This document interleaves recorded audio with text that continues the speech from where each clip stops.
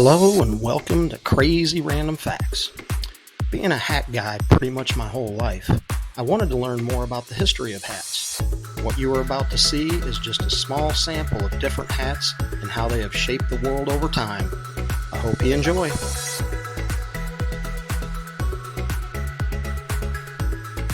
Have you ever noticed that taxis in London have those high roofs?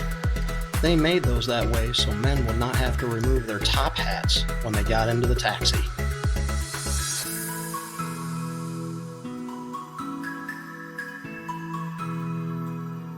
We are all aware that top hats have been used by magicians throughout history.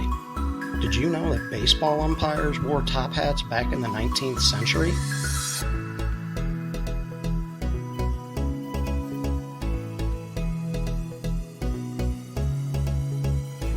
Are you aware that chef hats traditionally have 100 pleats?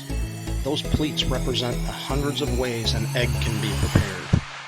These hats were invented to establish a hierarchy in the kitchen. The beret was originally created for the military back in 1889 by the French. Since then, military berets have been used by several militaries throughout the world. They became such a fad that they have spilled into everyday society and are still a fashion statement for many women and men all over the world. So get this, Queen Elizabeth I had a law. This law stated that every person older than 7 years old had to wear a cap on Sundays and holy days.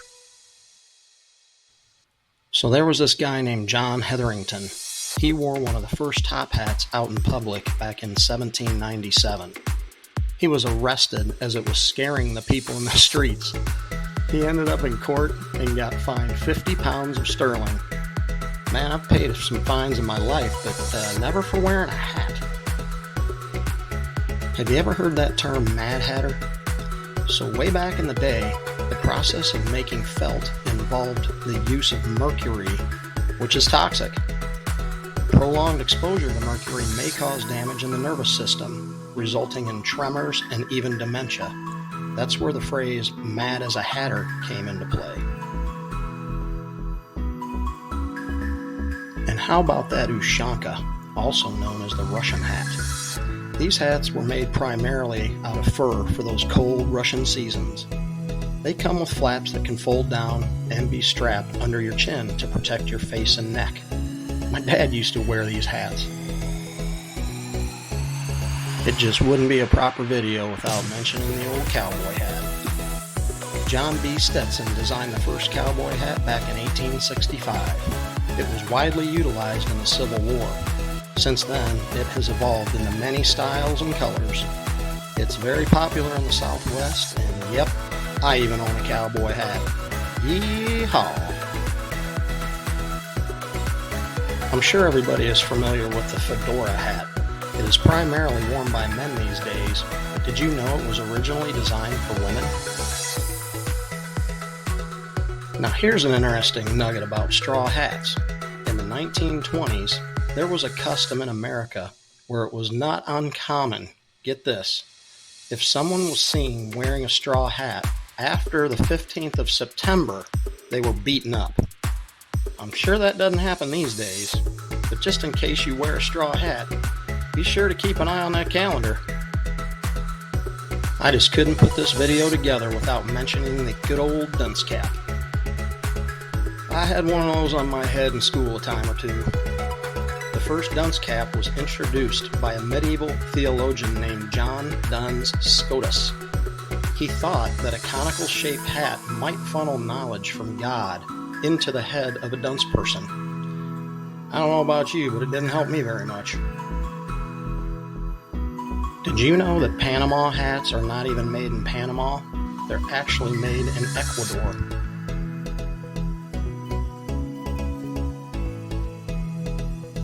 Contrary to popular belief, Vikings actually never wore horned helmets.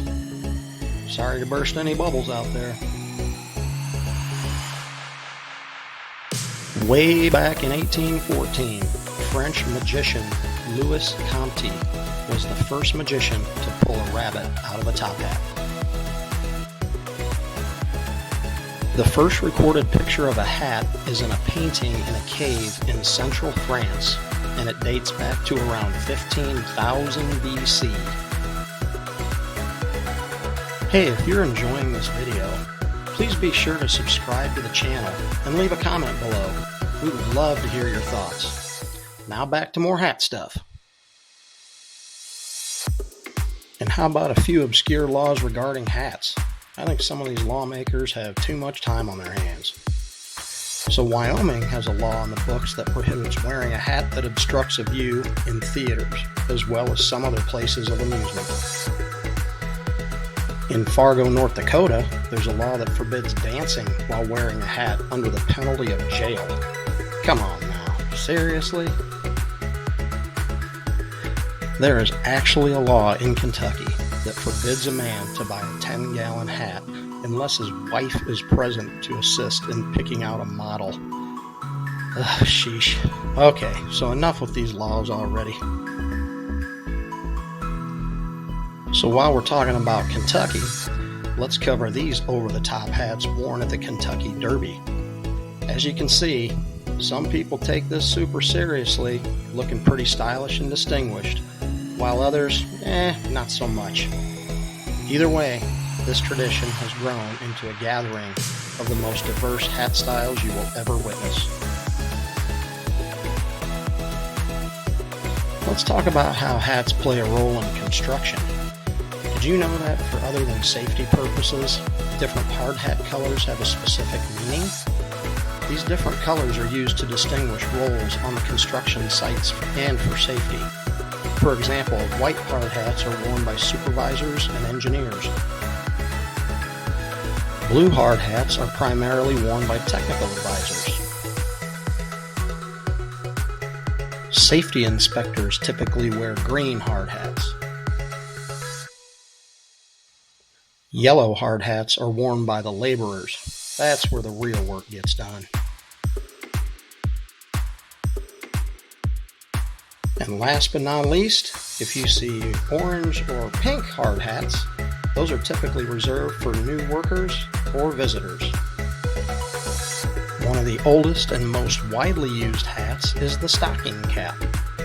Originally called the beanie, these mostly knit caps have been around for over 27,000 years. These caps actually serve a purpose.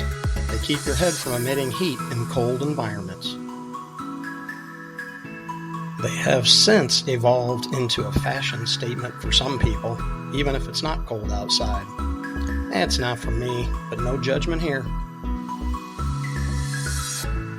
And now, on to my favorite, the baseball hat. I've been wearing these things for most of my life.